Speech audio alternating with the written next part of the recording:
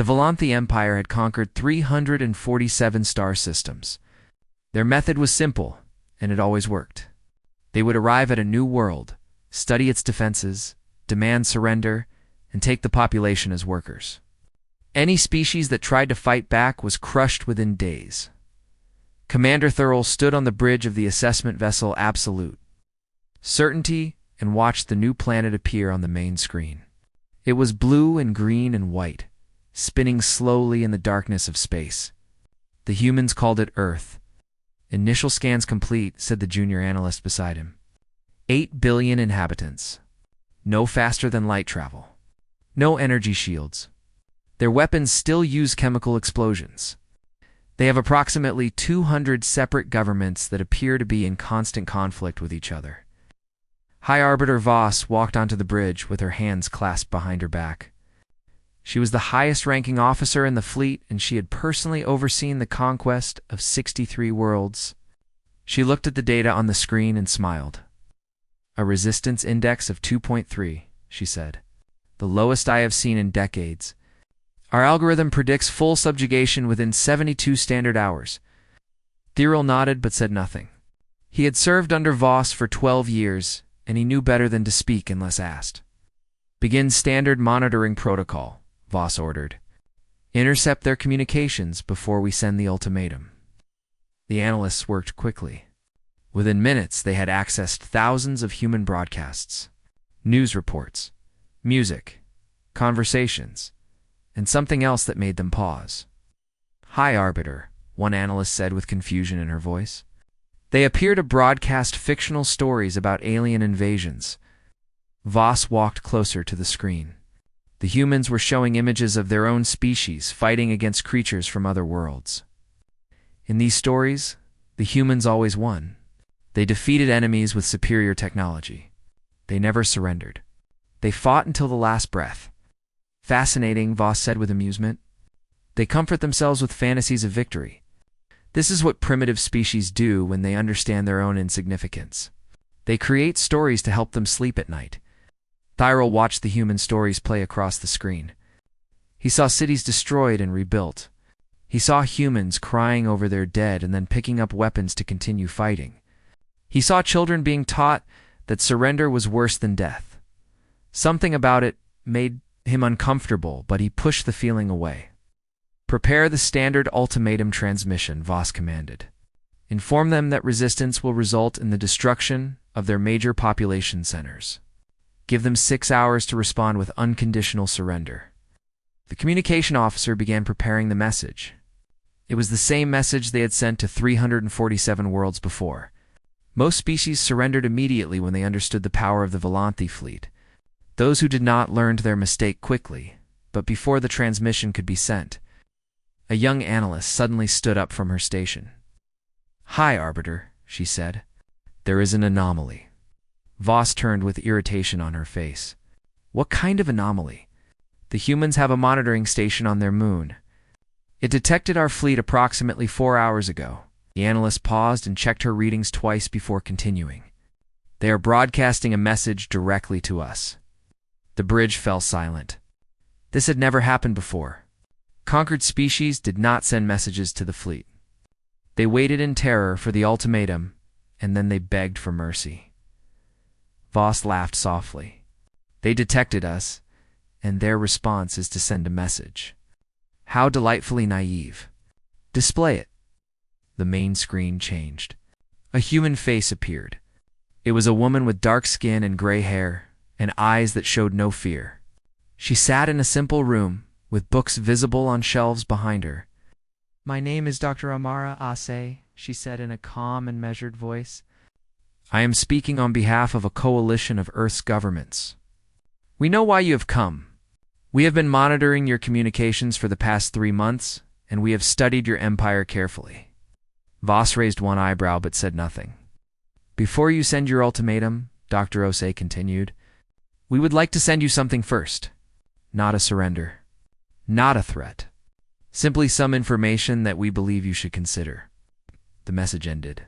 The screen showed a loading symbol, indicating that more data was being transmitted. Thurl looked at Voss. Her expression had not changed, but he noticed that her hands were now clasped more tightly behind her back. "Have been monitoring us for 3 months," the analyst said quietly. "That should not be possible with their technology level." "Clearly we underestimated their detection capabilities," Voss replied. "It changes nothing. What information could primitives possibly possess that would matter to us?" The loading symbol disappeared. A new file appeared on the screen. It was labeled with a single word in the human language. History. THYRL felt that uncomfortable sensation again. He looked at the blue and green planets spinning on the secondary display. 8 billion humans. 200 governments. Constant conflict with each other. He wondered what kind of species would spend thousands of years fighting itself and still survive. "Hi, Arbiter," the communication officer said. "The file is extensive. It contains thousands of documents, images, and recordings. Should I summarize the contents?" Voss stared at the screen for a long moment. Then she nodded once. "Summarize it, but continue preparing the ultimatum. Whatever games these humans wish to play will not change the outcome. Earth will fall like every world before it." Thiril watched the analysts begin processing the human data. He thought about those fictional stories where humans fought against impossible odds and refused to surrender. Fantasies. Voss had called them, but Thiril was not so certain anymore. The analysts worked through the night, processing the human data. Commander Thiril did not sleep. He stood at the edge of the bridge and watched as document after document appeared on the screens. Dr. Amara Osei had sent them a history lesson. It began with something called the Siege of Stalingrad. The images showed a human city reduced to rubble and ash. Bodies frozen in snow. Buildings collapsed into piles of broken stone. The Valanthi officers expected to see surrender after such destruction. Instead, they saw humans crawling through the ruins with weapons in their hands, fighting for every room of every building for 200 days until their enemy was forced to retreat. "They lost over 1 million soldiers in that single battle," an analyst said with disbelief in her voice. "And they consider it a victory." The history lesson continued. Vietnam, a small nation with primitive weapons against a superpower with advanced technology. The smaller nation won through patience and persistence and an absolute refusal to stop fighting. Afghanistan. 3 different empires tried to conquer it over 2 centuries. All 3 failed. The humans had a name for this place. They called it the Graveyard of Empires. Ireland, Algeria, Cuba, Palestine. The documents showed the same pattern again and again. Occupation led to resistance. Resistance continued for generations. Some of these conflicts were still ongoing after hundreds of years. High Arbiter Voss stood in the center of the bridge with her arms crossed. Her expression remained calm, but Thurl noticed that she had not moved for over an hour. "This proves nothing," she finally said. "Humans killing other humans. It is irrelevant to our situation. We are not another human nation. We are the Valanthi Empire." The main screen changed. Dr. Osei appeared again. "By now you have seen some of our history," she said. "You have seen what happens when outside forces try to control populations that do not wish to be controlled. But I want to make something very clear. Those examples I showed you were conflicts between humans. We were fighting our own species. We shared language and culture and biology with our enemies." She paused and looked directly into the camera. "You are not human. You do not share anything with us. If you invade our world, you will become the ultimate enemy. Every human being on this planet will unite against you. Not just our soldiers, our farmers, our teachers, our children. Every person who can hold a weapon will fight you. And when they die, their families will fight you. And when their families die, their communities will fight you." Voss made a small sound of contempt. "Empty words. You have conquered 347 worlds." Dr. S.A. continued as if she had heard the objection. "Your records show that most species surrender within days. Do you know why? Because they have central governments. You destroy their leaders and the population loses hope. You remove the head and the body dies." She smiled slightly. "We have 200 separate governments. You cannot remove our head because we have 200 heads.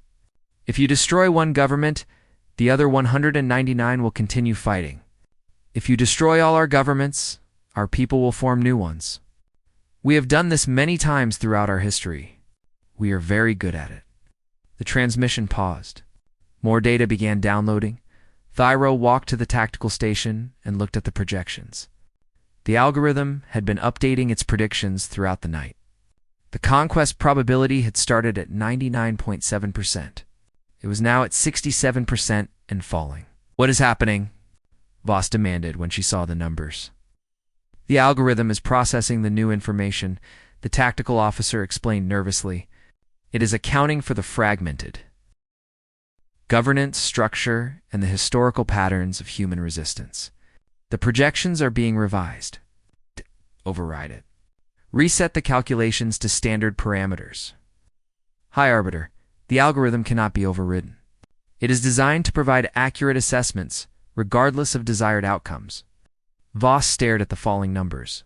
65%. 63%. The screen changed again. Dr. Assay was back. "I want to end this message with a question," she said. "You have conquered species who feared death. Species who loved their children so much that they surrendered to keep them safe. Species who valued their comfort more than their freedom." She leaned closer to the camera. "But have you ever faced a species that has spent its entire existence practicing how to kill each other? We have been at war with ourselves since before we could write. We have developed 10,000 different ways to cause suffering. We know how to make bombs from kitchen supplies. We know how to turn farming tools into weapons. We know how to fight in cities and jungles and deserts and mountains. We know how to resist occupation for generations without losing hope." Her voice remained calm and steady. "You can destroy our armies in days, but our armies are not our weapon. Our weapon is that we do not know how to surrender. It is not in our nature. You will spend centuries trying to pacify us, and you will fail. The only question is how many of your soldiers you are willing to sacrifice learning this lesson." The transmission ended. Thurl looked at the conquest probability. It had dropped to 58%. Voss was silent for a long moment. Then she turned to the communication officer. "Send the ultimatum. Begin preparations for orbital bombardment. These primitives will learn that words cannot stop the Volanthi Empire." The officer hesitated. "High Arbiter, the algorithm recommends further assessment before military action." "I am aware of what the algorithm recommends. Send the ultimatum." Thyro watched the orders being carried out. He thought about those humans fighting for every room in a destroyed city. He thought about small nations defeating great empires through patience and time. He wondered if Voss understood what she was about to begin. Commander Thurl could not sleep after the second human message. He returned to his quarters and accessed the historical archives using his personal terminal. What he found made his blood run cold. The Volanthi Empire had conquered 347 star systems. This was true, but the archives contained information that was not included in public records. 3 of those conquests had required decades to complete instead of days. 3 species had refused to surrender despite overwhelming military force. The Rethany of Sector 7 had fought a guerrilla war for 40 years. The Volanthi eventually won, but the cost was enormous. Entire fleets had been lost to ambushes and sabotage. The final death toll was classified. The Mordith of Sector 12 were still fighting. 400 years after the initial invasion, the Empire was still conducting what they called pacification operations. The planet was a wasteland of burned cities and underground tunnels where resistance fighters hid and struck without warning. The Kellish of Sector 23 had been officially conquered 2 centuries ago, but the archives showed that 3 imperial governors had been assassinated in the past 50 years. The population still refused to cooperate with Volanthi rule. Thurl noticed something about these 3 species. All of them had fragmented governance structures before conquest. All of them had histories of internal conflict. All of them had cultures that valued resistance over survival, just like the humans. He brought this information too. High Arbiter Voss the next morning. She was standing on the observation deck watching Earth rotate slowly beneath the fleet. "I have seen the classified archives," Thyrell said carefully. "There are patterns that concern me. Voss did not turn around. You accessed classified information without authorization. That is a serious offense. I understand, but I felt it was necessary. The humans share characteristics with the Rathani, the Mordith, and the Kellish. If we invade Earth, we may be starting another centuries-long conflict. The humans are primitive. Their technology is centuries behind ours. So is the technology of the Mordeth. They are still fighting us 400 years later. Voss finally turned to face him. Her expression was impossible to read. What would you have me do, Commander? Return to the Emperor and explain that we abandoned a conquest because the primitives sent us history lessons. My career would be over. The fleet would be disbanded in disgrace. Before Thyro could respond, an alarm sounded throughout the ship. The communication officer's voice came through the speakers. High Arbiter to the bridge immediately. We have received a second transmission from Earth. They walked quickly to the bridge. The main screen showed a loading symbol as more data arrived from the human planet.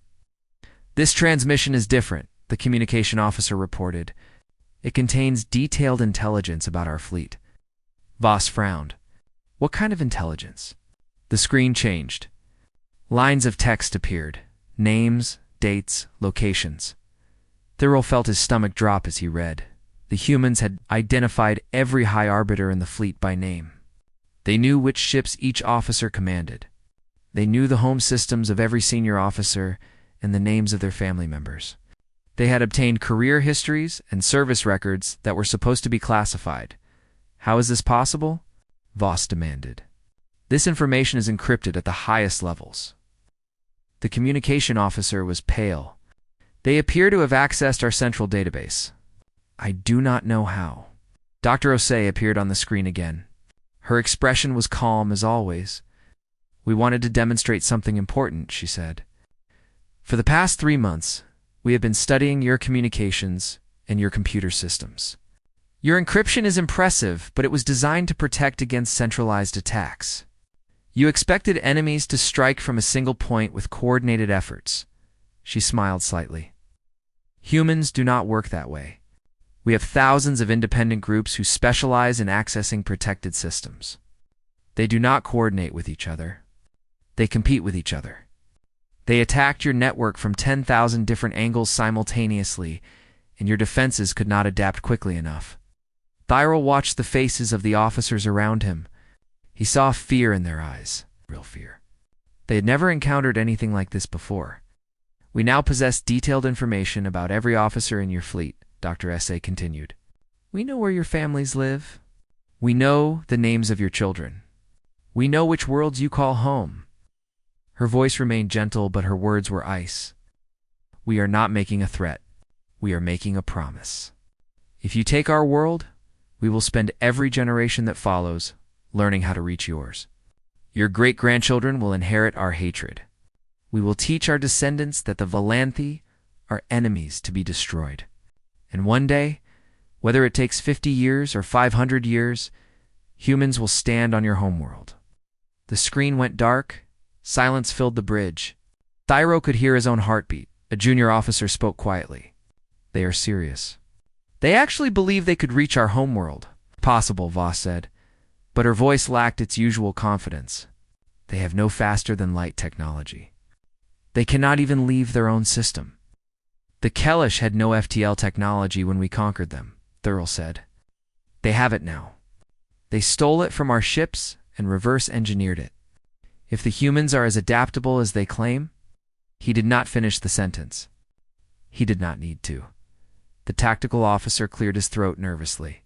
High Arbiter, the algorithm has completed new projections. Even with successful conquest, the resource expenditure for pacification would exceed the value of Earth's labor output for 1,200 years. 1,200 years. The number hung in the air like poison. Voss stood perfectly still. Her hands were clenched into fists at her sides. Thyro could see her struggling with something she had never faced before. Doubt. Prepare the orbital bombardment, she finally said. We will soften their defenses before ground invasion. High Arbiter, Threll began. That is an order, Commander. The weapons officers began their preparations. Thyro watched Earth rotating beneath them. 8 billion humans waiting to learn their fate. And then the lights on the bridge flickered. Every screen went dark for 3 seconds before rebooting. When the displays came back online, there was a new message waiting. It was a live transmission. A human face appeared on every screen in the fleet. It was a young woman with short black hair and a slight smile on her lips. She was wearing a military uniform. "Hello," she said cheerfully. "My name is Sergeant Yuki Tanaka. I work in cyber warfare, and I am now inside every computer system in your fleet." Sergeant Yuki Tanaka smiled at the camera as if she was greeting old friends. Behind her, Thyrol could see dozens of humans working at computer terminals. Some of them waved at the screen. "Please do not panic," Tanaka said. "We have not disabled your weapons or your engines. We could have, but we chose not to. We want you to understand that this is a conversation, not an attack." High Arbiter Voss stepped forward. "This is an act of war. You have violated Volanthi's sovereign systems." "Yes, we have," Tanaka agreed pleasantly. "Would you like to know how?" "I think it might interest you." She did not wait for an answer. "Your cybersecurity was designed by a centralized military structure. Every protocol was approved by committees. Every defense was standardized across your entire fleet. This makes your systems efficient, but also predictable." Tanaka pulled up a display showing the Volanthi network architecture. Human cybersecurity is chaos. We have government hackers and criminal hackers and teenage hackers who do it for fun. We have corporations trying to steal from each other and activists trying to expose secrets and hobbyists who just want to see what they can break. We have been fighting digital wars against each other for decades. She laughed softly. Defenses were never designed to handle 10,000 independent attacks from groups who use completely different methods. You expected organized assaults. We gave you organized chaos. Voss was trembling with anger. "Remove yourself from our systems immediately, or we will begin bombardment of your cities." "You could do that," Tanaka acknowledged. "But I want to show you something first." The display changed. A star map appeared, showing the Volanthi Empire's territory. 347 conquered worlds spread across the galaxy. For the past 3 months, we have not just been studying your fleet. We have been studying your empire. Specifically, we have been studying your conquered populations. Tanaka highlighted several systems on the map. The Mordath are still fighting after 400 years. The Kellish assassinate your governors regularly. The Rithani have underground resistance networks that your forces have never been able to destroy. These species have never given up hope. Her smile faded. But they have been isolated. They believe they are alone in their resistance. They believe no other conquered species has ever successfully opposed you. Thyrol felt something cold settle in his chest. He suddenly understood what the humans had done. "We have transmitted everything we learned about the Volanthi Empire to every conquered system in range," Tanaka said quietly. "Detailed tactical analyses. Weaknesses in your supply chains. The names and locations of occupation administrators. And most importantly, we sent them our story. We told them about the primitives who made the mighty Volanthi hesitate. The bridge was completely silent. You see, we are not trying to defeat your fleet. 8 billion humans with chemical weapons cannot destroy a space armada. We know this." Tanaka leaned closer to the camera. "But we can do something much more dangerous. We can prove that you are not invincible. We can show every conquered species in your empire that resistance is possible." Voss found her voice. "You are bluffing. Our communication networks are secure. Your communication networks were secure. Past tense." Tanaka gestured to someone off camera. "Would you like proof? Check your priority channels. You should be receiving some interesting reports right about now." The communication officer looked at his console and his face went pale. "High Arbiter," he said in a shaking voice. "We are receiving emergency transmissions from Imperial Command. There are uprisings in 4 systems. The Mordath have launched coordinated attacks on 3 garrison worlds.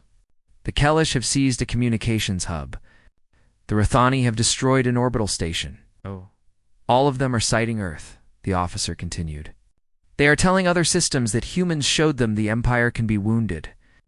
Voss grabbed the edge of the console to steady herself. Tanaka nodded slowly. Every hour you spend here, more systems hear about us. Every day you wait, the idea spreads further. You can destroy our cities. You can kill billions of humans, but you cannot kill an idea. And the idea that humans made the Volanthi afraid is already traveling faster than your fastest ships. She stood up from her chair. So here's your choice. You can proceed with your invasion. You will eventually conquer Earth, probably within a few years. But while you fight us, your empire will burn behind you. The rebellions will spread. The resources you spend crushing us will not be available to crush them. By the time you pacify Earth, you may not have an empire left to return to. Tanaka walked closer to the camera until her face filled the screen. Or you can leave. You can tell your emperor that Earth was not worth the cost. You can use your fleet to deal with the rebellions that have already started. Some of your officers will call it a defeat, but the empire will survive. She paused. We are not your enemy. We could be your ally, but that is a conversation for another day. Right now you need to make a decision, and you need to make it fast, because every minute you spend thinking about it, more of your conquered worlds are learning that resistance works. The transmission ended. The screen returned to showing Earth, peaceful and blue and green, as if nothing had changed, but everything had changed. Thurl looked around the bridge. He saw officers whispering to each other. He saw fear and confusion, and something that might have been respect. He saw the first cracks forming in the certainty that had carried the Volanthi. Empire across 347 worlds, Voss stood alone in the center of it all, staring at the planet that had done the impossible for the first time in 60. 3 conquests, she did not know what to do. The bridge remained silent for a long time after. Sergeant Tanaka's transmission ended. High Arbiter Voss stood motionless, staring at the blue planet below. Commander Thurl watched her carefully, waiting for orders that did not come. Finally, the communication officer spoke. High Arbiter, Imperial Command is requesting an update on our status. They want to know why we have not begun the invasion. Voss did not respond immediately. When she spoke, her voice was quiet, almost tired. Inform Imperial Command that we are conducting a strategic repositioning. Local conditions require a reassessment of our timeline. Tyrell understood what those words meant. Retreat. Voss was ordering a retreat. She just could not bring herself to say it directly. Some of our officers will need to remain in the system to monitor human activity, Voss continued. The rest of the fleet will return to deal with the uprisings in our territory. This is a temporary withdrawal. We will return when conditions are more favorable. She was lying to herself and everyone knew it, but no one challenged her. The truth was too difficult to accept as the fleet began preparations for departure. A new message arrived from Earth. It was Dr. Osei again. We know you are leaving, she said. We are not foolish enough to believe this is the end. You may return in 10 years or 50 years or 100 years, but before you go, we want to offer you something. Voss made a gesture, and the message continued playing. Humanity is violent. We are divided. We fight each other constantly over resources and beliefs and borders. These are not admirable qualities, but they have taught us something valuable. They have taught us how to live with differences, how to cooperate despite disagreement, how to build alliances between enemies. Dr. Assay leaned forward in her chair. Your empire conquers because it does not understand alternatives. You see other species as resources to be harvested, not partners to be engaged. This is why your conquered worlds keep fighting. They have nothing to lose because you have taken everything from them. She paused for a moment. We are offering a different path. Not surrender. Not conquest. Partnership. Trade. Cultural exchange. We have spent centuries learning how to work with people we do not trust. We can teach you. And perhaps you can teach us how to reach the stars. The transmission ended with contact coordinates for Earth's unified government. Thurl expected Voss to dismiss the offer. Instead, she stared at the screen for a long moment, then turned and walked off the bridge without a word. Over the next few hours, something unexpected happened. Junior officers began approaching Thurl quietly, asking questions he did not know how to answer. They wanted to know about the human offer. They wanted to know if partnership was truly possible. They wanted to know what would happen to the Empire if the rebellion spread. Thurl realized that he was not the only one who had doubts. That night, he made a decision that would change everything. He recorded a message and transmitted it directly to Earth, using a personal channel that bypassed fleet security. My name is Commander Thurl of the Volanthi Imperial Fleet. I do not speak for the Empire. I speak only for myself. I am interested in your offer of partnership. I am requesting asylum on Earth. If you accept, I will provide information about the Empire that may help with future negotiations. He did not expect a response. He was prepared for silence or rejection. Instead, within 1 hour, he received coordinates for a landing site and a message that said simply, "You are welcome here." Thyrol was not the only one. When word spread through the fleet that a senior officer had defected, dozens of others followed. Engineers, scientists, analysts, even a few junior arbiters. They commandeered shuttlecraft and descended to Earth under white flags of truce. The fleet fractured. Some vessels followed Voss back to Imperial space. Others remained in orbit around Earth, their crews divided between loyalty and doubt. A few ships disappeared entirely, their crews choosing to flee rather than face the chaos that was consuming the Empire. 6 months later, Commander Thurl stood on a balcony in a human city, watching the sunset paint the sky in colors he had never seen before. The air smelled different here. The gravity was slightly stronger than he was used to. Everything was strange and unfamiliar, but he was not afraid. Dr. Amara Osei walked onto the balcony and stood beside him. She was carrying 2 cups of something hot. She offered one to him, and he accepted it carefully. "The news from your empire is interesting," she said. "The rebellions have not ended, but they have changed. Some systems are negotiating instead of fighting. Your emperor has agreed to meet with representatives from 3 formerly conquered worlds." Thyrol nodded slowly. The idea of peaceful coexistence was unthinkable 6 months ago. Now it is being discussed openly. Ideas are powerful things. They stood in silence for a moment, watching the sun disappear below the horizon. "I have wanted to ask you something," Osei said finally. "What made you decide to defect? You had served the Empire for decades. You had a career and a future. What convinced you to leave it all behind?" Thyrol thought about the question carefully before answering.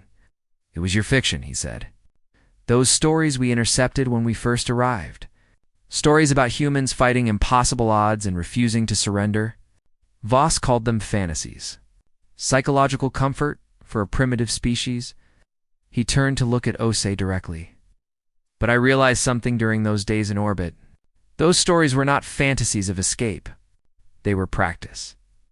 You had been rehearsing for first contact in your imaginations for centuries. You had written thousands of scenarios about how to face superior enemies. When we actually arrived, you already knew what to do. You had been training for this moment your entire existence as a species." Osei smiled slightly. "We do spend a lot of time thinking about worst-case scenarios. It is remarkable. You prepared for an invasion that might never come, and when it finally came, you were ready." Thyrol shook his head with something like admiration. "The Empire never considered that a species might imagine its way to victory before the battle even began." They finished their drinks as the stars emerged above them. Somewhere in that darkness, the Volanthi Empire was struggling with a future it had never anticipated. Rebellions continued. Negotiations proceeded. Old certainties crumbled day by day. Earth had not defeated the Empire through military force. It had defeated the Empire through something far more dangerous. It had proven that another way was possible, and once that idea existed, it could never be destroyed. Thurl looked up at the stars and wondered what other impossible ideas humanity might imagine into existence. He suspected the galaxy would be very different in 100 years. He found himself looking forward to seeing it.